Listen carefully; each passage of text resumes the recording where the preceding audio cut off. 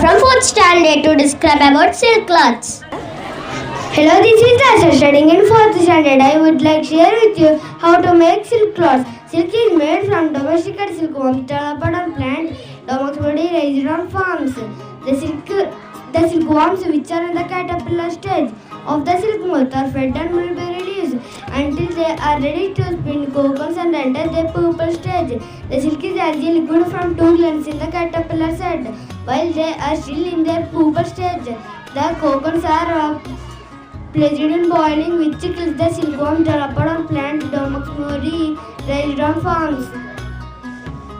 Which kills the silkworm and the process of unraveling the cocoons to produce silk thread. Approximately 15 silkworms are killed to make a gram of silk thread and 10,000 are killed to make a silk saree. Thank you for giving this golden opportunity.